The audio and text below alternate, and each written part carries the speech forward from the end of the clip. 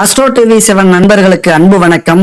நான் உங்கள் நலம் விரும்பும் அன்பு தோழன் பேசுகிறேன். என் அன்பு ரிஷபராசி நண்பர்களுக்கும் தோழிகளுக்கும் பிள்ளைகளுக்கும் பெரியோர்களுக்கும் வணக்கம். இந்த வீடியோ இன்னும் 2.5 ஆண்டுகளுக்கு உங்கள் வாழ்க்கை பயணம் எப்படி இருக்க போகுது, கடைசி வரைக்கும் ஸ்கிப் பண்ணாம பாருங்க.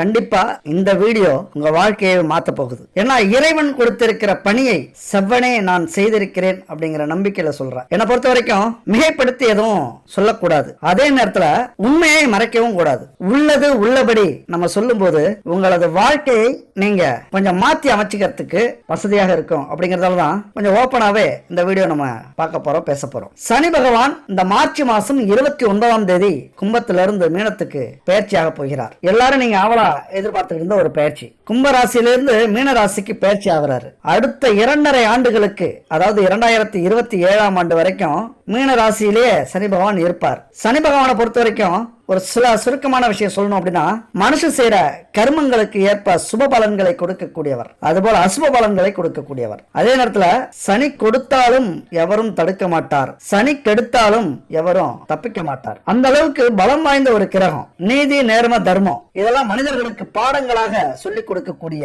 ஒரு கிரகம் இது. நல்லதும் கெட்டதும் அதிகம் செய்யக்கூடிய கிரகம். நல்லதா இருந்தாலும் ரொம்ப அதிகமா இருக்கும், கெட்டதா இருந்தாலும் ரொம்ப அதிகமா இருக்கும். சனி பகவானுடைய தத்துவமே நன்மை செஞ்சா நன்மை கிடைக்கும், தீமை செஞ்சா தீமை கிடைக்கும். அதாவது நல்லவனுக்கு நல்லவன், வல்லவனுக்கு வல்லவன், அடிக்கு அடி, உதைக்கு உத. அது மட்டும் இல்லைங்க, தங்கத்தை நெருப்புல போட்டு தட்டி அழுக்க எடுத்து புடம் போட்டு அழகான ஆபரணமா மாத்திர தன்மை யாருக்கு இருக்கு? பொற்கொள்ளனுக்கு இருக்கு. அந்த பொற்கொள்ளன் மாதிரி தான் சனி பகவான் நம்மையும் புடம் போட்டு பத்திரமாத்து தங்கமா ஆபரணமா மாற்றக்கூடியவர். ரொம்ப அழகா மாத்திடுவார். நம்ம உடம்புல இருக்கிற கெட்ட குணங்கள், சோம்பேறித்தனம் எல்லாத்தையும் தொடச்சி எரிஞ்சு சலவை செஞ்சு காய போடுவார். உளிய வச்சு அழகான சிற்பமா மாத்திர தன்மை சனி பகவானுக்கு உண்டு. சனியனுடைய சேர்க்கை, அந்த பார்வை இருக்குல்ல, நாம பெரிய ஞானியாகக்கூடிய தன்மையும் இருக்கு, பெரிய கெட்டவர்களாக மாறக்கூடிய தன்மையும் இருக்கு. நம்முடைய அனுபவத்துல சொல்ல போனா மிகப்பெரிய ஆசிரியர், குரு, தகப்பன் அப்படின்னு கூட சொல்லலாம் சனி பகவான். முக்கியமா சனி திசையில அல்லது 7.5 சனி காலங்கள்ல எல்லாரும் பயப்படுறது மாதிரி கஷ்டத்தை கொடுக்க மாட்டாரு, துன்பத்தை கொடுக்க மாட்டாரு, நோயை கொடுத்துட மாட்டாரு. வாழ்க்கையில வெற்றி பெறது எப்படி, போராடுறது எப்படி, விழுந்தாலும் எழுந்து நிக்கிறது எப்படி அப்படின்லாம் சொல்லக்கூடியவர், அதுக்கெல்லாம் வழிகாட்டக்கூடியவர் சனி பகவான். அவருடைய பாதை ரொம்ப கடினமா இருக்கும். கல்லு, முள்ளு, கரடு, போட்டி, பொறாமை, அவமானம் இதெல்லாம் அதிகமா இருக்கும், ரொம்ப கடினம். ஆனா கடந்துட்டீங்க அப்படின்னா பொண்ணும் கிடைக்கும், பூவும் கிடைக்கும். எதுல? காலடியில. இன்னைக்கு கல்லு முள்ளையும் மிதிச்சு நீங்க கடந்து போறீங்க அப்படின்னா பூவும் பொண்ணும் பொருளும் செல்வமும் கிடைக்கக்கூடிய பாதை சனி பகவானுடைய பாதை. ஒரு மனுஷனுக்குள்ளார குருவினுடைய தன்மை கொண்டு வர செய்வார் வாழ்நாள் முழுவதும். அதாவது எந்த அளவுக்கு கஷ்டப்படுறாங்களோ, எந்த அளவுக்கு துன்பத்தை அனுபவிக்கிறீங்களோ அந்த அளவுக்கு உங்களை ஒரு குருவாக, ஆசிரியராக, ஒரு தகப்பனாக, ஒரு ஞானியாக மாற்றக்கூடிய வலிமை உள்ளது அவருக்கு. அதனாலதான் சனியினுடைய கடைசி தசையில கடைசி புத்தி குரு புத்தியா வரும். நம்மள பெரிய குருவா, ஞானியா மாத்திருவாரு. சனிக்கு அவ்வளவு பெரிய வலிமை உண்டு. இப்ப ரிஷபராசி நண்பர்களுக்கும் தோழிகளுக்கும் பெரியோர்களுக்கும் இந்த சனி பயிற்சி எப்படி இருக்க போகுது அப்படின்னு பாத்தீங்க அப்படின்னா, இளம் வயசுல இருக்கிறவங்களுக்கு, அதாவது ஒரு வேலை தேடிக்கிட்டு இருக்கிறவங்களுக்கு, ஒரு தொழில் தேடிட்டு இருக்கிறவங்களுக்கு, அல்லது தொழில் செஞ்சுக்கிட்டு இருக்கிறவங்களுக்கு மிகப்பெரிய ஒரு பாக்கியமான காலம் இந்த ஆண்டு. அதுவும் 2.5 ஆண்டு காலம் ஒரு பொக்கிஷமான காலம் அப்படின்னு கூட சொல்லலாம். புதையல் கிடைச்சா எவ்வளவு சந்தோஷப்படுவீங்க, அப்படி நீங்க சந்தோஷப்படணும் ரிஷபராசி நண்பர்களும் தோழிகளும். ஏன்னா இதுக்கு முன்னாடி 10ஆம் இடத்துல இருந்து பல போராட்டங்களை, மன அழுத்தங்களை, வாழ்வா சாவா அப்படிங்கிற சூழ்நிலைய கொடுத்திருப்பார் இந்த சனி பகவான். ஒரு தொழில் ஆரம்பிச்சிருப்பீங்க, அந்த தொழில அனுபவம் இல்லாம பல பிரச்சனைகளை சந்திச்சிருப்பீங்க, துரோகங்களை சந்திச்சிருப்பீங்க. ஏன்னா எப்பொழுதுமே தொழில் ஆரம்பிச்ச உடனே ஒருத்தவங்களுக்கு சக்சஸ் ஆவறது இல்ல, ஜெயிக்கிறதுக்கு 2-3 வருஷம் ஆயிடும். ஏன்னா இதுக்கு முன்னாடி நடந்தது தொழில் சனி. கண்டிப்பா தொழில் ஆரம்பிச்சிருந்தீங்க அப்படின்னா இந்த லாப சனி மிகப்பெரிய அற்புதத்தை உங்க வாழ்க்கையில நடத்தும். யாரெல்லாம் போன சனியில தொழில் ஆரம்பிச்சீங்க அல்லது ஒரு வேலையில போய் அமர்ந்துட்டீங்க, நீங்க கத்துக்கிறதுக்கு அல்லது அனுபவங்களை பெறறதுக்கு போன 2 வருஷம் ஒரு அற்புதமான காலகட்டமா இருந்திருக்கும். எல்லாரும் என்ன சொல்லுவாங்க தெரியுமா? நல்ல காலம் வரட்டும் அப்புறம் தொழில் ஆரம்பிங்க அப்படிம்பாங்க. ஆனா புத்திசாலித்தனம் எது தெரியுமா? நல்ல காலம் வருது அப்படின்னா அப்ப ஆரம்பிக்காம அதுக்கு முன்னாடி எது மாதிரியான காலம் இருந்தாலும் சரி, ஒரு 2-3 ஆண்டுகளுக்கு முன்னாடியே தொழில் ஆரம்பிக்கிறது மிக புத்திசாலித்தனம். ஏன்னா எப்படி பார்த்தாலும் தொழில் ஆரம்பிச்ச உடனே லாபம் வராது. பெரிய முதலீடு போட்டாதான் நமக்கு நஷ்டம். ஒரு சின்ன முதலீடு போடுவோம், அனுபவத்தை கத்துப்போம், மனிதர்களை படிப்போம், தொழில இருக்கிற நுணுக்கங்களை தெரிஞ்சுப்போம். எது லாபத்தை கொடுக்கும், எது நஷ்டத்தை கொடுக்கும், எது நம்ம இடத்துக்கு சூட் ஆகும், எது நமக்கு சூட் ஆகும், நம்ம குடும்பத்துக்கு எது செட் ஆகும். இந்த அனுபவம் எல்லாம் வர்றதுக்கு 2-3 வருடங்கள் ஆகும். அப்ப ரிஷபராசியை பொறுத்த வரைக்கும் இதுக்கு முன்னாடி நடந்தது தொழில் சனி. புத்திசாலித்தனமா அந்த தொழில் சனியில தொழில் ஆரம்பிச்சிருந்தீங்க அப்படின்னா நீங்க எல்லாம் கொடுத்து வச்சவங்க. ஆனா இயற்கையாகவே ஆரம்பிச்சிருப்பீங்க, அல்லது ஒரு நல்ல வேலைக்கு உங்கள் திறமைக்கேற்ற வேலையில போய் அமர்ந்திருந்தீங்க அப்படின்னா இது ஒரு பொற்காலம் அப்படின்னு சொல்லலாம். பொற்காசுகளை கொண்டு வந்து கொட்டக்கூடிய ஒரு காலம் ரிஷபராசியை பொறுத்த வரைக்கும். ஏன்னா இப்ப 11ஆம் வீட்டில் லாப வீட்டுல சனி பகவான் வந்திருக்கிறார். நீங்க நினைச்சே பார்க்க முடியாத உங்க வாழ்க்கையில இப்படி ஒரு காலகட்டம் வரணும் அப்படின்னா இன்னும் 30 வருஷம் நீங்க காத்திருக்கணும். ஒரு பெண்களுக்கோ ஆண்களுக்கோ 25 வயசுக்கு மேல நீங்க இருந்தீங்க அப்படின்னா உண்மையா கொடுத்து வச்சவங்க. நீங்க எது செஞ்சாலும் உங்களுக்கு லாபம் வரும். எந்த வேலை செஞ்சாலும் எந்த தொழில் செஞ்சாலும் நேர்மையா செஞ்சீங்க அப்படின்னா லாபம் வரும். ஏன் நேர்மையா செய்யணும்னு அடுத்தது சொல்றேன். ஆனா இப்ப நீங்க எது செஞ்சாலும் லாபம் வரும். ஏன்னா ரிஷபத்துக்கு அதிபதி சுக்கிரன். லாப வீட்டுல வந்து அமர்ந்திருக்கிற சனி நீங்க பட்ட கஷ்டத்துக்கெல்லாம் விடிவு காலத்தை கொடுக்க போகிறார். உங்களது ஆரோக்கியம் மிக சிறப்பா இருக்க போகுது. நீங்க சொல்றத கேட்க போறாங்க எல்லாரும். இனிமே உங்க குடும்பத்துல பெண்களாக இருந்தா சொல்லவே வேண்டாம். ஒரு ஈர்ப்பு சக்தி இருக்கும் உங்க வார்த்தையில, உங்க பார்வையில ஒரு தெளிவு இருக்கும், உங்க முடிவுல ஒரு எதிர்கால நம்பிக்கை இருக்கும். உண்மையாங்க, ஆண்களை விட பெண்கள் தொழில் ஆரம்பிச்சீங்க அப்படின்னா மிக சிறப்பா இருக்கும். ஏன் இப்படி சொல்றோம் அப்படின்னா ரிஷபராசி அப்படிங்கிறது பெண் வீடு, மேஷராசி ஆண் வீடு, ரிஷபராசி பெண் வீடு. பெண்கள் இந்த காலகட்டத்தில் தொழில் ஆரம்பிச்சீங்க அப்படின்னா கொடி கட்டி பறப்பீங்க.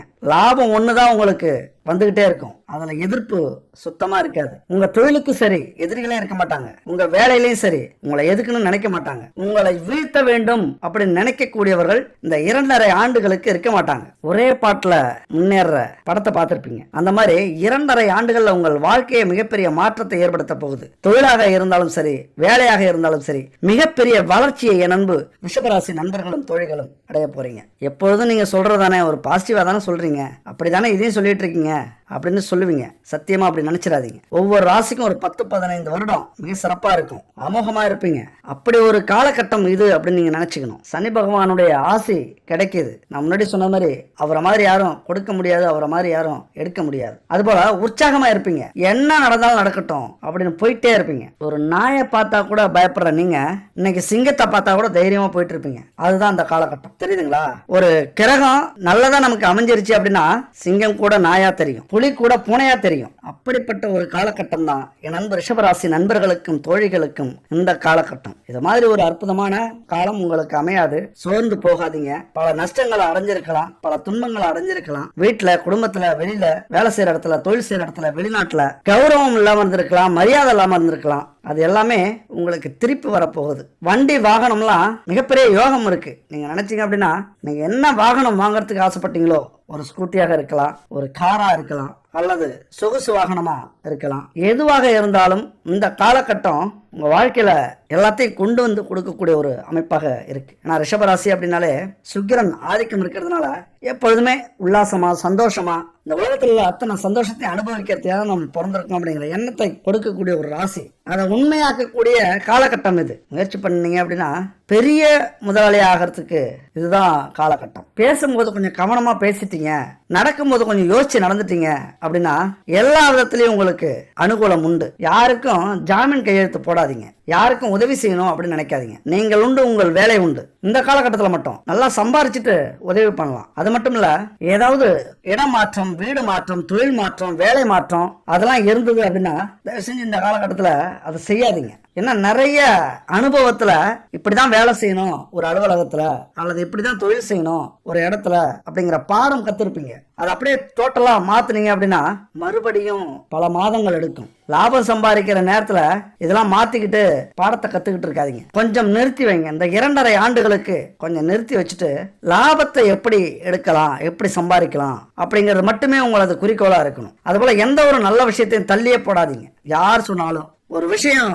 செய்யணும் அப்படின்னா அன்னைக்கே முடிக்கிறதுக்கு முயற்சி பண்ணுங்க. ஒரு நாள் தள்ளி போட்டீங்கன்னா 9 நாள் ஆகும். 9 நாள் ஆச்சுன்னா அது 9 மாதம் ஆகும். வெற்றிக்கு அது தடையா இருக்கும். முடிஞ்ச வரைக்கும் எந்த ஒரு விஷயத்தையும் தள்ளி போடாதீங்க. அதுபோல 11ல சனி இருக்கிறதுனால வீடு கட்டுறதுக்கான யோகம் உண்டு. பயணங்கள் இருக்கும். உங்கள் பிசினஸுக்காக நீங்க பயணம் செய்ய வேண்டிய சூழ்நிலை இருக்கும். பெரிய பெரிய மனிதர்களை சந்திப்பீங்க இந்த காலகட்டத்தில். ரொம்ப ரொம்ப என் அன்பு ரிஷபராசி நண்பர்களும் தோழிகளும் கவனமா இருக்கணும். இந்த 2.5 ஆண்டுகளுக்கும் எதிரிகள் இல்ல அப்படின்னு நம்ம சொன்னாலும் பிரச்சனைகளே உங்களுக்கு எதிராக வந்து நிற்கும், சோதனை செய்யும். சோதனை அப்படின்னா ஒரு சின்ன சின்ன சோதனை அப்படின்லாம் யோசிக்க முடியாது. இந்த வேலையை விட்டு போயிடலாமா, இந்த தொழிலை விட்டு போயிடலாமா, அல்லது இந்த குடும்பத்தை விட்டு எங்கேயாவது போயிடலாமா, ஊரை விட்டு போயிடலாமா அப்படிங்கிற அளவுக்கு சோதனைகள் இந்த காலகட்டத்தில் வரும். இங்க என்ன நீங்க புரிஞ்சுக்கணும் அப்படின்னா, உங்க வாழ்க்கையில மிகப்பெரிய ஒரு சந்தோஷமான அதிர்ஷ்டமான ஒரு காலகட்டம் எதுனாலும் ரொம்ப முக்கியமான காலகட்டம் இதுதான். ஏன்னா இது லாபசனி, அடுத்தது வரக்கூடியது விரயச்சனி. 7.5 சனி அடுத்த 2.5 ஆண்டுகளுக்கு அப்புறம் வருது.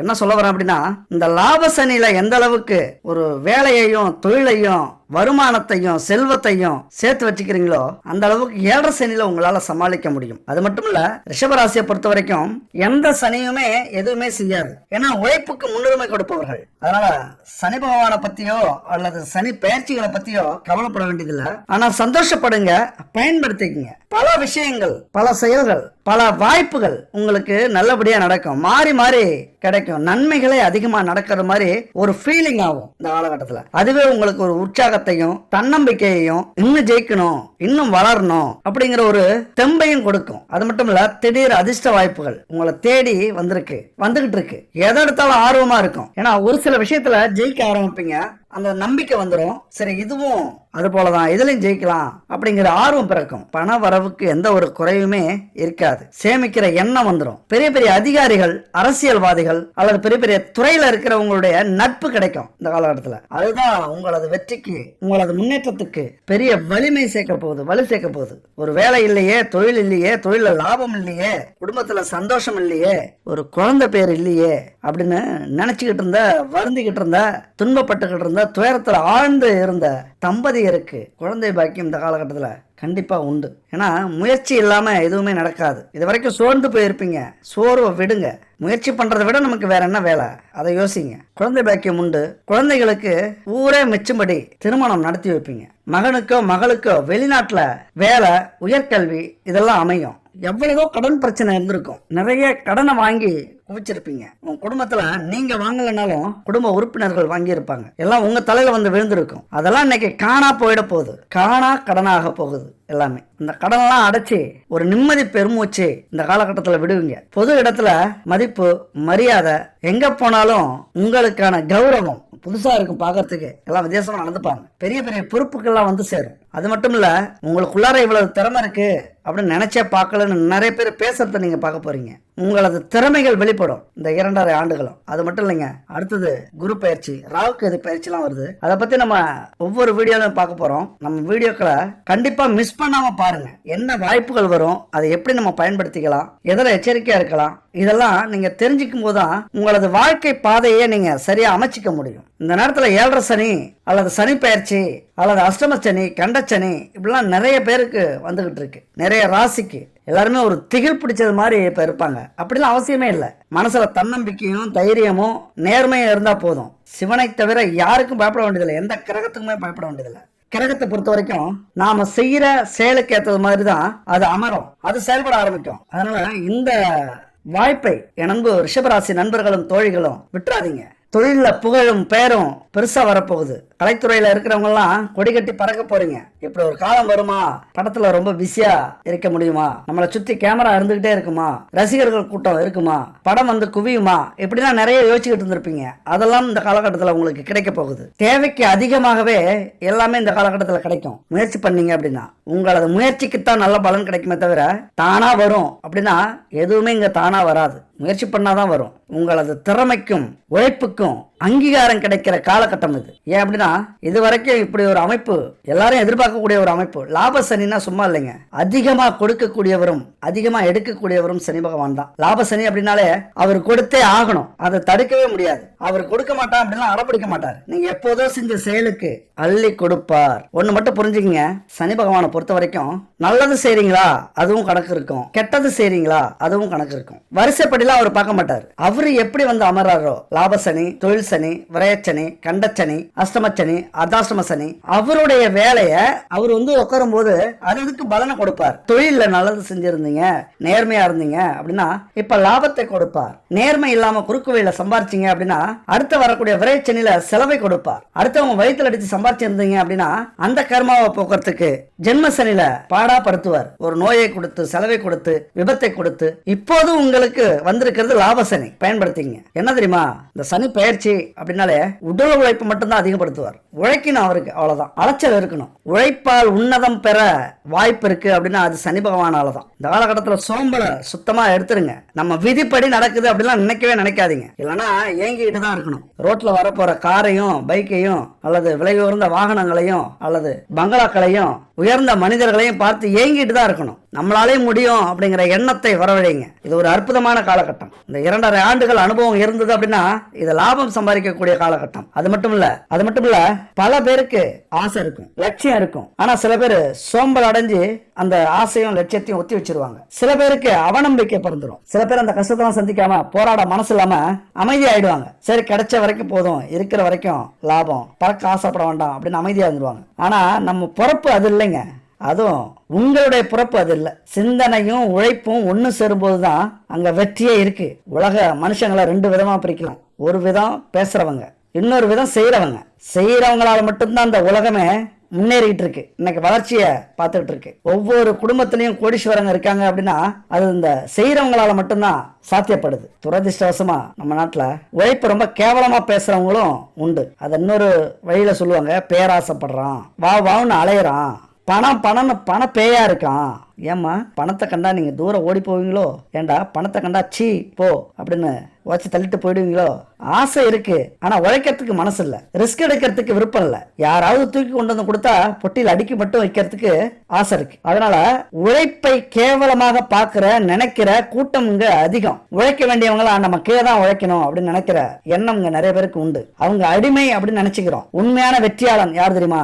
உழைக்கிறவன் தான், உழைப்பாளி தான். உழைக்காதவன் என்னைக்குமே முதலாளியாகவே முடியாது. முதலாளியான ஒவ்வொருத்தரும் வாழ்க்கையில உழைச்சவங்க, ஒருத்தவங்களுக்கு அடிமையா வேலை செஞ்சவங்க, கஷ்டப்பட்டவங்க. ஒவ்வொரு மனுஷனுக்கும் வாழ்க்கையில ஜெயிக்கணும் அப்படின்னா குறுக்கு வழி இருக்குங்க. என்ன வழி தெரியுமா? ரொம்ப ஆசையா இருக்குல்ல கேட்கறதுக்கு. லஞ்சம் வாங்கறது, கொலை பண்றது, கொள்ளையடிக்கிறது, அடுத்தவங்களை ஏமாத்தி சம்பாதிக்கிறது, மக்கள் பணத்தை, நிலத்தை, அதிகாரத்தை மிஸ்யூஸ் பண்ணி சுரண்டுறது, இதெல்லாம் குறுக்கு வழி அப்படின்னு தான் எல்லாரும் சொல்லிட்டு இருக்காங்க. உண்மையான குறுக்கு வழியே அது இல்ல. இதுதான் உண்மையான குறுக்கு வழி. வெற்றிக்கு உழைப்பு தான் குறுக்கு வழி. என்ன புரிஞ்சுது உங்களுக்கு? வாழ்க்கையில ஜெயிக்கணும் அப்படின்னா உழைச்சா ஜெயிச்சிடலாம். இதுதான் குறுக்கு வழி. உழைக்கிற நோக்கம் உறுதியாயிட்டா கெடுக்கிற நோக்கம் வளராது, மனம் கீழும் மேலும் புரளாது. உழைக்கிற நோக்கம் உறுதியாயிட்டா, உழைக்கிற நோக்கம் உறுதியாயிட்டா கெடுக்கிற நோக்கம் வளராது. திருடாதே பாப்பா திருடாதே, வறுமை நிலைக்கு பயந்து விடாதே, திறமை இருக்கு மறந்து விடாதே. திருடாதே பாப்பா திருடாதே. எவ்வளவு அற்புதமான பாட்டு. உழைக்கிற நோக்கம் உறுதியாயிட்டா கெடுக்கிற நோக்கம் வளராது, வறுமை நிலைக்கு பயந்து விடாதே, திறமை இருக்கு மறந்து விடாதே. குழந்தைங்களுக்கு பாடின பாட்டு அப்படின்னு நினைச்சிருப்போம். அதாவது ஒரு குழந்தைய காட்டி 80 வயசுக்காரவங்களுக்கும் 50 வயசுக்காரவங்களுக்கும் கொஞ்சம் மோட்டிவேட் பண்ணிருக்காரு அப்படின்னு தான் சொல்லணும். ஒரு அற்புதமான பாட்டு. அதனால உங்களை பொறுத்த வரைக்கும் ஒண்ணு புரிஞ்சுங்க, இரவோடு இரவா யாரும் விஞ்ஞானி ஆக முடியாது, யாரும் கலைஞனாக முடியாது, யாரும் தலைவனாக முடியாது, யாரும் பணக்காரனா ஆகவே முடியாது. ஒரு மனுஷன் ஒரு பாறையை புழக்கிறதுக்கு அது மேல அடிச்சுக்கிட்டே இருப்பான். அடிக்க அவன் அடிச்ச 100வது அடியில அந்த பாறை பிளந்து நிற்கும். அவனுக்கு தெரியாது 99 அடிகளும் அந்த பாறையை பிளப்பதற்கு காரணமா இருந்தது அப்படின்னு. அதனால இன்னைக்கு ஓடி ஓடி உழைச்சு களைச்சு போயிருப்பீங்க. அடி வாங்கி அடி கொடுத்து ரொம்ப சோர்வா இருப்பீங்க. 99 அடி அடிச்சுட்டு அந்த பாறையை பிளக்கிறவன் முடியலன்னு போயிருந்தான்னா அந்த பாறை உடைஞ்சிருக்குமா? 100வது அடி கொடுத்ததுக்கு அப்புறம் உடையுது. அப்ப அதுக்கு காரணம் 100வது அடி இல்ல. எல்லாரும் நினைச்சுக்கிறது அந்த ஒரு அடிதான், அந்த 100வது அடியாலதான் உடைஞ்சிருக்கு அப்படின்ட்டு. உடனே கோடீஸ்வரன் ஆயிடணும், வாழ்க்கையில உடனே முதலாளி ஆயிடணும், உடனே பணம் சம்பாரிச்சிடணும், உடனே நகை வாங்கிடணும், உடனே வீடு கட்டிடணும், வாகனம் வாங்கிடணும், நிலம் வாங்கிடணும். அதுக்கு முன்னாடி இந்த 99 அடி இருக்கே, அது யாருப்பா வாங்கறது? அதுக்கு முன்னாடி இருக்க அவமானம், கஷ்டம், நஷ்டம், துரோகம், உழைப்பு, ரத்தம், வேர்வை, இதெல்லாம் யார் சிந்தறது? அதனால வெற்றி அப்படிங்கிறது நாம செய்யற ஒவ்வொரு செயல்லையுமே இருக்கு. தயவு செஞ்சு இதை அஸ்ட்ராலஜிக்கு சம்மந்தம் இல்லாத விஷயம் நினைக்காதீங்க. அஸ்ட்ராலஜியும் நம்மளுடைய வாழ்க்கையும் ஒண்ணுதான். நம்ம வாழ்க்கையை பத்தி தான் நான் பேசிட்டு இருக்கேன். நாம செய்யற ஒவ்வொரு செயலுமே நம்ம வெற்றியை நிர்ணயிக்கும். அதைத்தான் என் அன்பு நண்பர்களே, தோழிகளே, சனி பகவான் சொல்றாரு. உழைக்க உங்களை செதுக்குவார். 99 அடி தோண்டிவிட்டு எதுவும் இல்லைன்னு வெளியில வந்துடக்கூடாது. 100வது அடியும் தோண்டி பாருங்க, அங்க புதையல் இருக்கலாம். அதனால முயற்சி அப்படிங்கிறது உங்க வாழ்க்கையில மிக மிக முக்கியமானது. இப்ப சனி பகவானுடைய பார்வை பார்த்தோம் அப்படின்னா 3 பார்வை சனி பகவானுக்கு உண்டு. முதல்ல சனி பகவான் உங்க ராசியை பாக்குறாரு. ராசியை பாக்குறாரு அப்படின்னா இதுதான் நான் அப்படின்னு நினைச்சுக்கிட்டு இருப்பீங்களா, இதுக்காக தான் இந்த பூமியில நான் பிறந்திருக்கேன் அப்படின்னு நினைச்சுக்கிட்டு இருப்பீங்களா, உங்களது வாழ்க்கையில பல இன்பங்களையும் துன்பங்களையும் அனுபவிச்சுட்டு இருந்திருப்பீங்களா, அது எல்லாமே இப்ப மாறப்போகுது. ராசியை பாக்குறாரு. வாழ்க்கையில எப்படி இது வரைக்கும் வாழ்ந்தீங்களோ அதற்கான பலனை இப்ப நீங்க அனுபவிக்க போறீங்க. குடும்பத்துல மதிப்போட நடந்தீங்களா, சமுதாயம் மதிக்கிற அளவுக்கு நடந்தீங்களா, கூட இருக்கிறவங்க உங்களை சந்தோஷமா நடத்தினாங்களா, நீங்க அவங்கள சந்தோஷமா நடத்துனீங்களா, குடும்பத்துக்காக உழைச்சிங்களா, உழைச்சி ஒவ்வொரு செல்வத்தையும் சேர்த்தீங்களா, இது எல்லாமே இப்ப கணக்குல வரும். ஏன்னா உங்க ராசிய 3வது பார்வையாக சனி பகவான் பார்க்கிறார். அதனால என்ன ஆகும், அடிக்கடி டென்ஷன் வரும், கோபம் வரும், கொஞ்சம் அலர்ஜி வரும், ஒரு பதட்டம் வரும். ஏன்னா இப்ப நம்ம வேலையில தொழில குடும்பத்துல கை வச்சுட்டு இருந்த சனி இப்ப நம்ம தலைமையிலே கை வைப்பாரு. என்ன செய்வாரு, ஸ்கேன் பண்றாரு நம்மள. அவ்வளவுதான். நம்ம வாழ்க்கையில இது வரைக்கும் என்ன பண்ணிக்கிட்டு இருந்தோம் அதுக்கேற்ற பலன் கொடுக்கணும்ல. இது வேற கஷ்டப்பட்டு உயிரை கொடுத்து போராடி ரத்த வேர்வை சிந்தி உழைச்சு உங்களுக்கு சரியான வருமானம் கிடைக்கல அப்படின்னா அந்த வருமானத்தை கொடுக்கணும்ல, அதுக்கான பலனை கொடுக்கணும்ல. உங்களை சும்மா விட்டுற முடியாதுல. அவர் கடமையை அவர் தவறக்கூடாது. இறைவன் ஈசன் கொடுத்த வேலையை சரியா அவர் செய்யணும். அப்ப நல்லது கிடைக்கிறது மாதிரி நாம செஞ்ச கெட்டதுக்கும் பலன் கிடைக்கும். இந்த நேரத்துல எந்த ஒரு கஷ்டம், துன்பம், விபத்து, பிரச்சனைகள், எதிர்ப்பு, கோர்ட்டு, கேஸ் எது வந்தாலும் தைரியமா இருக்கணும். அவ்வளவுதான். எதிர்பார்த்தே இருங்கன்னு சொல்றேன். எதிர்பார்க்காம இருந்தாலும் நம்ம ஷாக் ஆயிடுவோம், பிரச்சனை வந்துடும். எதிர்பார்த்தே இருங்க. எதிர்பார்த்து இருந்தீங்க அப்படின்னா இதெல்லாம் நான் எதிர்பார்த்ததுதான் அப்படி அலட்சியமா கடந்து போயிடலாம். எப்பவுமே 2 பிளான் வச்சுங்க.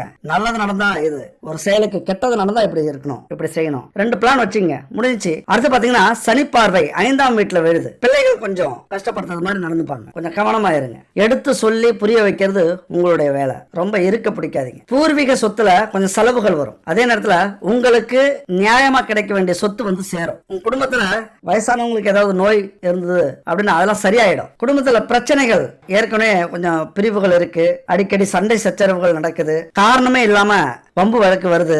சும்மா ரோட்ல நடந்து போயிட்டு இருந்தேன், திடீர்னு ஒருத்தன் வந்து இடிச்சிட்டான், சும்மா பேசி இருந்த ஒருத்தன் வம்பு எடுத்துட்டான். இப்படியான பேச்சுகள், இப்படியான விஷயங்கள்லாம் இது வரைக்கும் நடந்திருக்கும். அதெல்லாம் இனிமே சரியாயிடும். ஏன்னா பூர்வீகத்தை பார்க்கிறார் சனி பகவான், சரி பண்ணுவார். அடுத்தது 8ஆம் வீட்டை பார்க்கிறார். அயல் நாட்டு பயணம் சிறப்பா இருக்கும். ஆனா வாகனத்துல போகும்போது, நீர்நிலைகள்ல இருக்கும்போது, நெருப்புல இருக்கும்போது, மிஷின்ல இருக்கும்போதெல்லாம் எச்சரிக்கையா இருக்கணும். பொதுவாவே இங்க ரிஷபராசிக்கு மேம்போக்காக வாழ்றது அப்படிங்கிறது ரொம்ப பிடிக்கும். ரொம்ப ஆழமா எதையும் யோசிக்கிறது இல்ல, எதையும் மனசுல போட்டு குழம்பிக்கிறது இல்ல. வந்தா வரட்டும், போனா போட்டோம், அந்த பிரச்சனை தானே, அதெல்லாம் தானா சரியாயிடும் விடுங்க அப்படிங்கிற ஒரு எண்ணம் இருக்கு. இது நல்லதுக்கும் உண்டு, ஆனா அதே நேரத்தில் அது பிரச்சனையாகவும் வந்து சேரும். எப்பொழுதுமே சின்னதோ பெருசோ அதை ஆழ்ந்து யோசிச்சு தீர அதை சரி செய்து அதை விளக்குங்க. அப்பதான் எதிர்காலத்துல பிரச்சனைகள் வராது. அது மட்டும் இல்ல, சனி பகவான் 9 மற்றும் 10ஆம் வீட்டிற்கு அதிபதி ரிஷபராசி. அவர் 11ஆம் வீட்டுல நுழையிறாரு. உயரதிகாரிகள்கிட்ட உறவுகள் சாதகமா இருக்கும். நீங்க என்ன சொன்னாலும் அவங்க நடந்துப்பாங்க. அதுபோல தொழில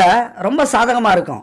எந்த பொருள் வியாபாரம் விற்றாலும் அமோகமா போகும். இந்த காலகட்டத்தில் ஏதோ அவங்களுக்காகவே நீங்க உருவாக்கி இருக்கீங்க அந்த வியாபாரத்தை, அந்த தொழிலை அப்படி நினைச்சுக்கிட்டு வந்து குவிவாங்க. அதுதான் நேரங்காலம். ஆனா அதே நேரத்துல சில கவலைகளும் வந்து போகும். குடும்பத்து மேல சில சந்தேகங்கள் வரும், துணையின் மேல சில சந்தேகங்கள் வரும். ஏன்னா சனி பகவான் இப்ப ராகு சுக்கிரன் இருக்கிற வீட்டுல அமர்ந்திருக்கிறார். அங்க ராகு சுக்கிரன் அப்படின்னாலே குடும்பத்துல கொஞ்சம் குழப்பத்தை உருவாக்குவாங்க. அது கூட சனியும் போய் சேர்ந்து அதை சரி செய்ய முயற்சி பண்ணுவார். துரோகம் செஞ்சா காட்டி கொடுப்பாரு.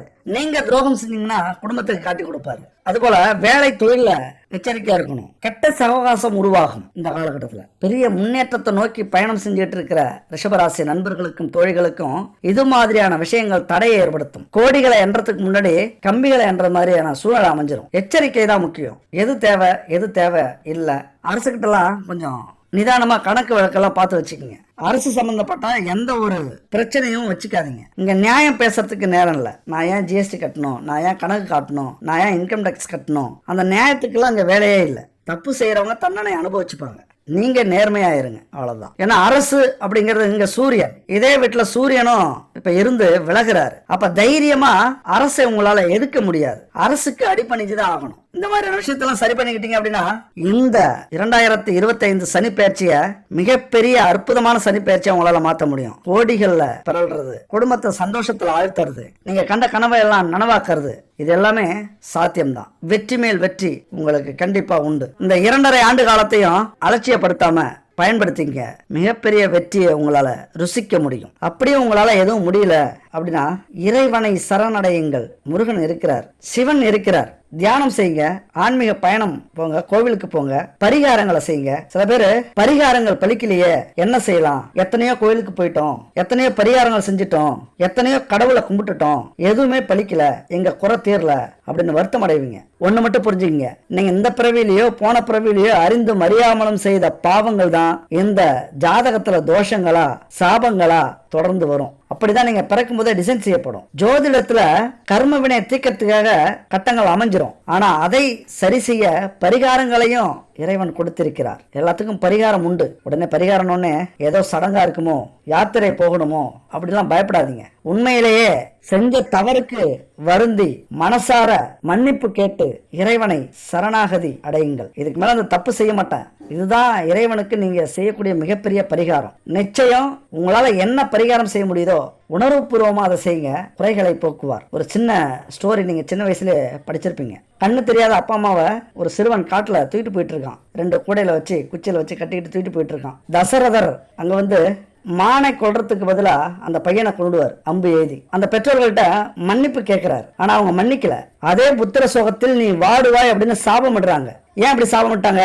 தசரதன் தனக்கு ஏதாவது ஆயிடுமோ, தன்னுடைய பதவிக்கு ஏதாவது ஆயிடுமோ, அதை காப்பாத்திக்கணும் அப்படிங்கிறதுக்காக தான் மன்னிப்பு கேட்கறான். அதனாலதான் அவங்க சாபமிடுறாங்க, புத்திர சோகத்தில் நீ வாடுவாய் அப்படின்னு. அதனால ராமர் காட்டுக்கு போனாரு.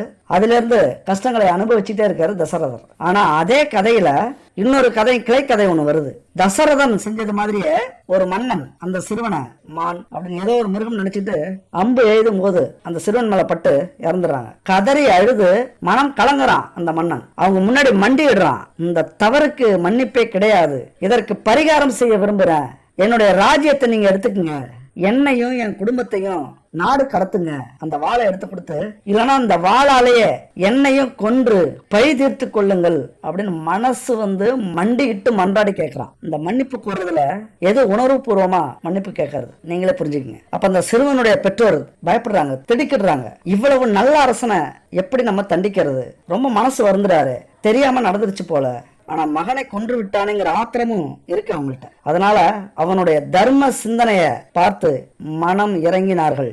மகனுடைய ஆத்ம சாந்திக்காக தவம் இருக்க போறோம் அப்படின்ட்டு மன்னனை ஆசீர்வதிச்சுட்டு நீங்க நல்லாட்சி செய்யுங்க போய் அப்படின்னு அனுப்பி வைக்கிறாங்க. இப்ப புரியுதுங்களா? மகனை இழந்த பெற்றோரே மன்னனை மன்னிக்கும் அளவுக்கு அந்த பரிகாரம் இருக்குது. இப்படிதான் நம்முடைய பரிகார வழிபாடுகளும் இருக்கணும். அழுதால் உன்னையே பெறலாம் அப்படிங்கிறார் மாணிக்க வாசகர். மனம் வருந்தி திருந்தி இதுக்கு மேல அந்த தவறு செய்ய மாட்டேன், ஆனா செஞ்ச தவறுக்கு என்ன தண்டனை கொடுத்தாலும் நான் ஏத்துக்க தயாரா இருக்கேன், கடவுள்கிட்ட மன்றாடுங்க, மண்டிட்டு கேளுங்க, அழுவுங்க, கதறுங்க, கத்துங்க, ஆசீர்வதிப்பார். கண்டிப்பா அவருடைய அருள் நமக்கு கிடைக்கும். அதனால மனம் வருந்தி வருத்தப்படுறீங்க, எந்த கஷ்டத்தையும் தாங்கிறதுக்கு தயாரா இருக்கீங்க அப்படின்னா அந்த தெய்வமே உங்க மேல கருணை காட்டும்.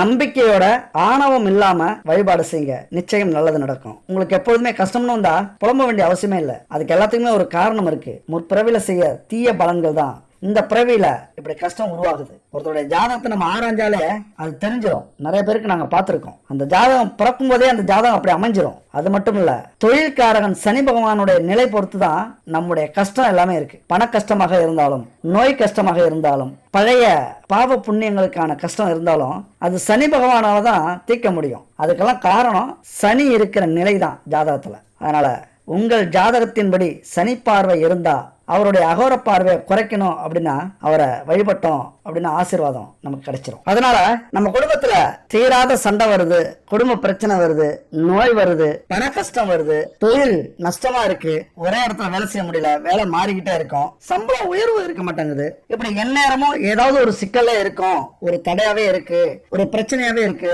வாழ்க்கையில முன்னேறவே முடியாதாங்கிற ஏக்கம் வருது, அல்லது நம்மளையே நம்ம அழிச்சிக்கலாமாங்கிற எண்ணம் வருது அப்படின்னா அதுக்கெல்லாம் காரணம் சனி பகவானுடைய பார்வைதான், அல்லது சனி பகவானுடைய அருள் பார்வை இல்லாததாலதான் இதெல்லாம் நடக்கும். அவருடைய அருள் பார்வை வேணும் அப்படின்னா இந்த பூஜை செய்ய ஒரு அற்புதமான பூஜை சனி பூஜை. சனிக்கிழமை செய்யக்கூடிய சனி பூஜை. 9 சனிக்கிழமை இந்த பூஜை செய்யறீங்க அப்படின்னா உங்க வாழ்க்கையில கஷ்டம் அப்படிங்கறது வராது, எந்த கர்ம வினையும் உங்கள்கிட்ட தங்காது, எல்லாமே முடிஞ்சிடும். அப்படி ஒரு அற்புதமான பரிகாரம் இந்த சனி பூஜை. சரி, எப்படி செய்யலாம் அப்படின்னு பாத்தீங்கன்னா காலையில ஒரு 4:30 to 6 மணிக்குள்ளார எழுந்திரிச்சிருங்க. எழுந்திருச்சு உடம்பு பூரா எள்ளெண்ணெய் இருக்குல்ல, அந்த எண்ணெயை உடம்பு பூரா தேய்ச்சிங்க. தலையில இருந்து உச்சங்கால் வரைக்கும் தேய்ச்சிட்டு குளிச்சிருங்க. குளிச்சுட்டு கருப்பு ஆடைய அணிஞ்சுக்குங்க. இருந்தா அணிஞ்சுக்குங்க, இல்லைன்னா வாங்கி வச்சுக்கோங்க. ஏன்னா அன்னைக்கு கருப்பு ஆடை அணியறதுதான் சனி பகவானுக்கு பிடிச்ச ஆடை. அடுத்தது பச்சரிசி மாவால வாசல்ல கோலம் போடுங்க. இது ஏன்னா சனி பகவானின் கர்ம வினையை தீர்க்கறதுக்கு இது முதலிடத்துல இருக்கக்கூடிய ஒரு பரிகாரம். இது பச்சரிசி மாவால கோலம் போடுங்க. பொடியாலையோ அல்லது கலர் பொடியாலையோ கோலம் போடாதீங்க. ஏன்னா அது பாவத்தை சேர்க்கும். பூச்சோ அல்லது எறும்போ வந்து சாப்பிடும் போது ஏமாந்துட்டு போயிடும். அதுகளை ஏமாத்தாம பச்சரிசி மாவால கோலம் போடுங்க. இது 33 கோடி தேவர்களும் அந்த பூஜையில கலந்துக்க வைக்கக்கூடிய ஒரு அற்புதமான ஒரு விஷயம். அது மட்டும் இல்ல, பச்சரிசி மாவால கோலம் போட்டீங்க அப்படின்னா 100 பேருக்கு அன்னதானம் செஞ்சோம்னா என்ன புண்ணியம் கிடைக்குமோ அது கிடைக்கும் அந்த பூச்சிகள் எறும்புகள் சாப்பிடும் போது. அதனால முன்னோர்கள்லாம் நமக்கு அதை ஒரு பழக்கமாவே படுத்தி வச்சிருக்காங்க. அதனால பச்சரிசி மாவால கோலம் போடுங்க. உங்களால முடியல, வேலை பளு அதிகமா இருக்கு, இதை நாங்க வாரம் அரைச்சிக்கிட்டு இருக்க முடியாது பச்சரிசி மாவை அப்படி நீங்க நினைச்சீங்க அப்படின்னா இந்த ஸ்கிரீன்ல இருக்கிற நம்பரை கான்டாக்ட் பண்ணுங்க. 9043368826 இந்த நம்பரை கான்டாக்ட் பண்ணுங்க. குட் பேபி இவங்க அற்புதமான ஒரு ப்ராடக்ட் ரெடி பண்ணிருக்காங்க. பச்சரிசி மாவை கட்டி ஆக்கி அதை நீங்க எப்போதுமே வச்சுக்கிட்டு பயன்படுத்தலாம். எத்தனை வருஷம் வேணாலும் இதை வச்சுக்கலாம். அந்த அளவுக்கு தயாரிச்சிருக்காங்க. அது மட்டும் இல்ல 9 பூஜை பொருட்களை கலந்துருக்காங்க. அதுதான் ரொம்ப ஸ்பெஷல். நவக்கிரக பச்சரிசி கோலமாவு கட்டின்னு கூட இதை சொல்லலாம். அதனால இதை வாங்கி பயன்படுத்துங்க. அது மட்டும் இல்ல, கரைச்சி கோலம் போட முடியாது அப்படின்னா பவுடரும் கிடைக்குது, அப்படி நீங்க வாங்கிக்கலாம். அது மட்டும் இல்ல, பூஜைக்குரிய சுத்தமான பசுமாட்டு எண்ணெய் சாப்பாட்டுக்கும் பயன்படுத்திக்கலாம். எந்த ஒரு கலப்படமும் இல்லாம கிடைக்குது. செக்குல ஆட்டின எண்ணெய் வகை எல்லாமே இருக்கு இவங்கள்ட்ட. அதை வச்சு தீப எண்ணெய் தயாரிச்சிருக்காங்க. பஞ்ச தீப எண்ணெய் 5 எண்ணெய் கலந்த, அதாவது நல்லெண்ணெய், கல்லெண்ணெய், இலுப்ப எண்ணெய், வேப்பெண்ணெய், தேங்காய் எண்ணெய், இப்படி 5 எண்ணெய்கள் கலந்த பஞ்சதீப எண்ணெயும் எங்கள்கிட்ட இருக்கு. பஞ்சகாவிய விளக்கு, சாம்பிராணி, அகர்பத்தி இருக்கு. இந்த பஞ்சகாவியம் அப்படிங்கிறது பூஜைக்கு மிக அற்புதமானது. ஏன்னா நம்ம பூஜையில பஞ்சபூதங்களை தன்வசப்படுத்தக்கூடிய ஆற்றல் இந்த பஞ்சகாவிய பொருட்களுக்கு இருக்கு. பஞ்சகாவியம் அப்படின்னா பசுமாட்டில இருந்து எடுக்கப்பட்ட பால், நெய், தயிர், சாணம், கோமியம் இதை வச்சு தயாரிக்கப்பட்டதுதான் இந்த பஞ்சகாவிய பொருட்கள். அதனால இதெல்லாம் இவங்கள்ட்ட இருக்கு. இவங்களே தயாரிச்சு கொடுக்கறாங்க, கலப்படம் இல்லாம கொடுக்கறாங்க. அது மட்டும் இல்ல, பணத்தை ஈர்க்கக்கூடிய பச்சை கற்பூரம் கேள்விப்பட்டிருக்கீங்களா? உங்க வீட்டுல பணப்பெட்டியிலேயோ அல்லது பூஜை அறையிலேயோ வைக்கிறீங்க அப்படின்னா உங்கள்கிட்ட வர பணம் எப்பொழுதும் உங்களை மீறி போகாது. அதை பரிசுல கூட நீங்க வச்சுக்கலாம். பணம் அந்த பையிலையோ பரிசுலயோ இருந்துகிட்டே இருக்கும். அப்படி ஒரு அற்புதமான பச்சை கற்பூரம் இவங்க தரமா கலப்படம் இல்லாம செஞ்சு தராங்க. வாங்கிக்கலாம். எந்த பொருட்களாக இருந்தாலும் தரம், கலப்படம் இல்லாம பாரம்பரியமான பொருட்களை பயன்படுத்தி செய்யக்கூடிய ஒரு தரமான ப்ராடக்ட் இது. வாங்கி பயன்படுத்துங்க. சரி, இப்ப பச்சரிசி மாவால கோலம் போட்டுட்டீங்க. அதுக்கப்புறம் பூஜை அறைக்கு வந்து விநாயகர் படம் இருந்தது அப்படின்னா அதுக்கு மாலை போட்டுங்க. எள்ளு லட்டு செஞ்சுக்கீங்க. 108 எள்ளு லட்டு. இது ரொம்ப முக்கியமானது. 108 எள்ளு லட்டு செஞ்சு விநாயகருக்கு படைங்க. அதுக்கப்புறம் குத்து விளக்குல அல்லது லட்சுமி விளக்குல எள்ளெண்ணெய் ஊத்தி தீபம் ஏத்திங்க. எள்ளெண்ணெய் அப்படிங்கிறது சனி பகவானுக்கு ரொம்ப பிடிச்ச எண்ணெய். சுத்தமான எண்ணெயா இருக்கட்டும். தீபம் ஏத்திங்க. தீபம் ஏத்திக்கிட்டு அங்க முதல்ல குலதெய்வ வழிபாடு, அடுத்தது கணேசன் வழிபாடு, அடுத்தது சிவபெருமான் வழிபாடு, அடுத்தது சனி பகவான் வழிபாடு. இதெல்லாம் மனசுல நினைச்சு கும்பிட்டுட்டு வாங்க. அதுக்கப்புறம் கருப்பு எள்ளு இருந்தது அப்படின்னா அதை வச்சுங்க. சனி பகவானுக்கு படைங்க. இப்ப எப்படி தீப தூபம் காட்டுறீங்களோ அது போல சனி பகவானுக்கு எள்ள வச்சு படைங்க.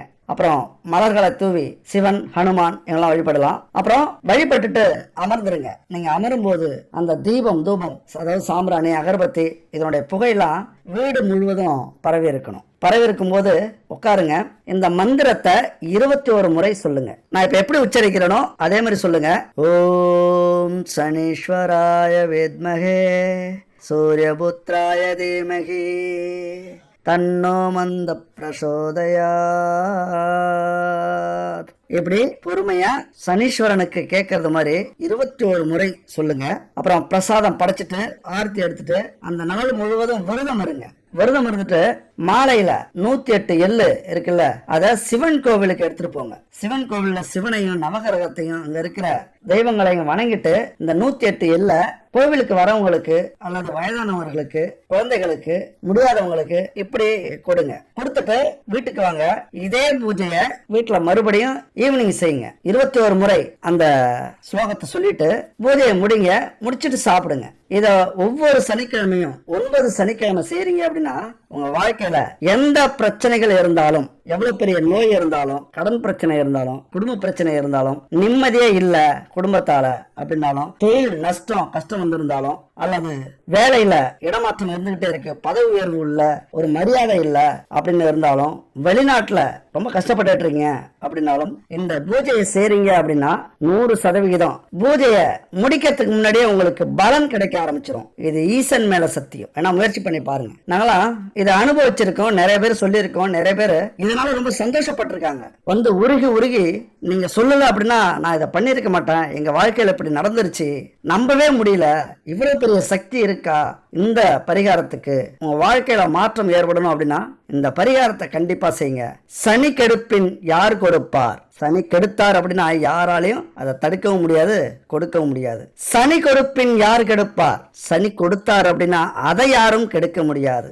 இதுதான் சனியினுடைய தத்துவம். சனியை போன்று கொடுப்பவரும் இல்லை, சனியை போன்று கெடுப்பவரும் இல்லை அப்படிங்கிறது ஜோதிடத்துல ரொம்ப பிரபலம். அதனால பண கஷ்டம் வந்துருச்சு, நோய் கஷ்டம் வந்துருச்சு, கோழைத்தனமா இதெல்லாம் நினைச்சு தற்கொலை செய்ய முயற்சி பண்றதை விட, சோர்ந்து போய் கிடக்கிறத விட, நம்ம விதி அவ்வளவுதான் அப்படின்னு நினைச்சுக்கிட்டு அமைதியா இருந்துறதை விட, நம்ம வாழ்க்கையில பிறந்துட்டோம், இந்த நிலைக்கு என்ன காரணம்?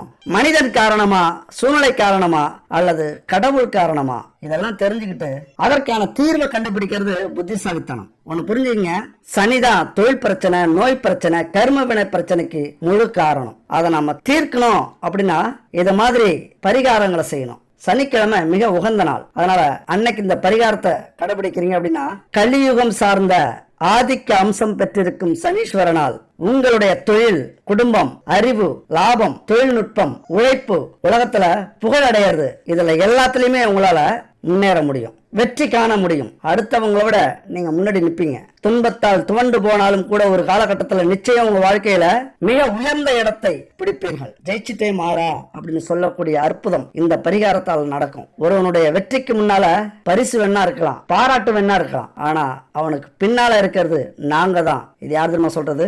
அவமானம், நிராகரிப்பு, தோல்வி.